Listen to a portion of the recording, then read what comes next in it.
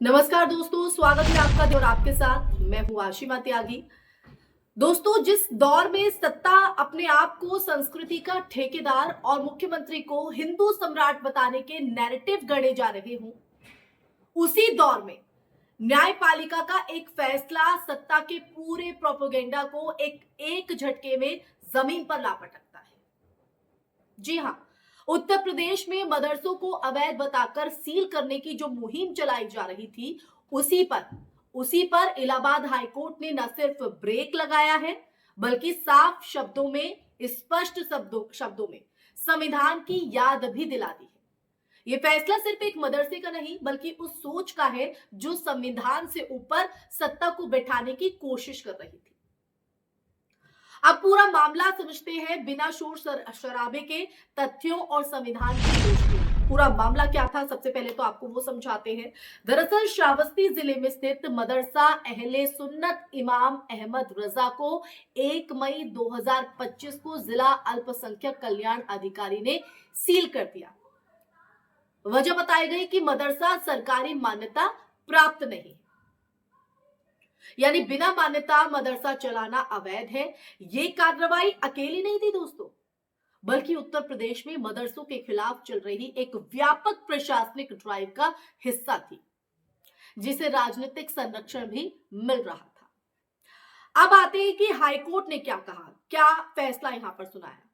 Allahabad high court की लखनऊ पीठ के न्यायमूर्ति सुभाष विद्यार्थी ने प्रशासन के इस आदेश को पूरी तरह से क्वैश कर दिया। कोर्ट ने बेहद स्पष्ट भाषा का जिक्र किया और उस भाषा में उन्होंने कहा कि अगर कोई मदरसा या फिर शैक्षणिक संस्था सरकारी अनुदान नहीं ले रही, सरकारी मान्यता की मांग नहीं कर रही और निजी संसाधनों से, जी हां, निजी संसाधनों से संचालित है, तो उसे चलाने के लिए सरकार की मान्यता अनिवार्य नहीं है। यह कोर्ट का फैसला, यह कोई भावनात्मक फैसला नहीं था, बल्कि सीधे सीधे संविधान के अनुच्छेद 30(1) पर आधारित था। इसको आधार मानते हुए यह फैसला बनाया गया, जो अल्पसंख्यकों को अपनी पसंद की शैक्षणिक संस्थाएं स्थापित करने और संचालित करने का मौलिक अधिकार देता है। और इसमें कोई गलत भी नहीं है, क्योंकि संविधान हमें इस बात की इजाजत देता है और उसी का तर्क जो है वो हाईकोर्ट की तरफ से दिया गया। अब 24 घंटे में सील हटाने का आदेश क्यों अहम हो जाता है? अदालत ने सिर्फ आदेश रद्द नहीं किया, बल्कि प्रशासन को निर्देश दिया कि 24 घंटे के अंदर, जी हां, 24 घंटे के अंदर मदरसे से सील हटाई जाए। और ये निर्देश बताता है, यह आदेश बताता है कि कोर्ट इस कार्रवाई को सिर्फ तकनीकी गलती नहीं, बल्कि संवैधानिक अधिकारों का गंभीर उल्लंघन भी मान रही थी, जिसके बाद कोर्ट की ये जो तल्ख टिप्पणी भी इसको सीधे तौर पर कहा जा सकता है। अब ऐसे में कोर्ट के इस फैसले के बाद योगी मॉडल पर सीधा सवाल खड़ा होता है, क्योंकि ये जो फैसला है वो सीधे तौर पर अगर हम देखें तो उस प्रशासनिक मॉडल पर सवाल खड़ा करता है जिसमें पहले कार्रवाई होती है और फिर बाद में कानून खोजा जाता है, जो कि गलत है। उत्तर प्रदेश में मुख्यमंत्री योगी आदित्यनाथ के नेतृत्व में जिस तरह से बुलडोजर सील और नोटिस को न्याय का विकल्प बनाया गया, जिस तरह से उसको पेश किया गया, हाई कोर्ट का ये जो आदेश है वो उसी मानसिकता पर एक करारा तमाचा है दोस्तों। कोई समझे या ना समझे।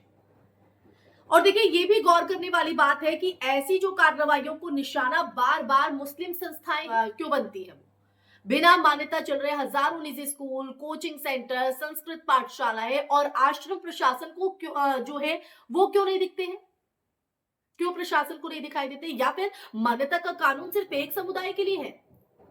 आप ही बताइए, क्या यही वजह है कि अल्पसंख्यकों को निशाना बनाया जाता है, उनकी शैक्षणिक संस्थाओं को निशाना बनाया जाता है? अब आते हैं संविधान बनाम सत्ता की राजनीति। दरअसल ये जो मामला है वो हमें एक बुनियादी सवाल तक ले जाता है दोस्तों। क्या भारत संविधान से चलेगा या बहुमत की राजनीति से? ये वो अहम सवाल है। दरअसल अनुच्छेद 30 कोई रियायत नहीं है, बल्कि संविधान निर्माताओं की सोच का एक हिस्सा है, ताकि बहुसंख्यक वर्चस्व में अल्पसंख्यकों की जो पहचान है वो शिक्षा और संस्कृति सुरक्षित रह सके।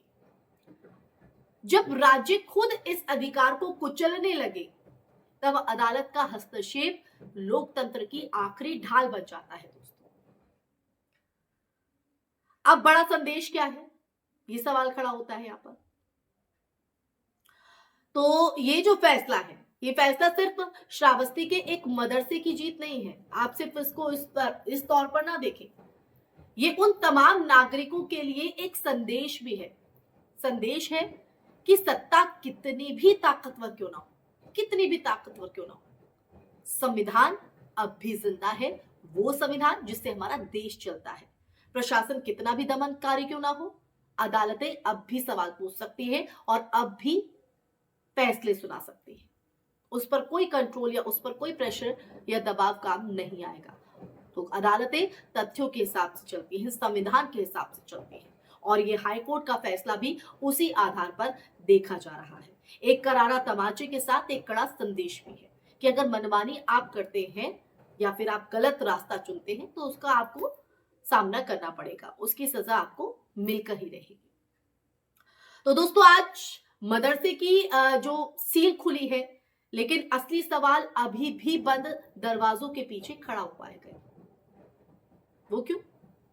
वो सवाल है कि क्या सरकारें संविधान को मानेंगी या संविधान को असुविधाजनक मानकर किनारे करती रहेंगी।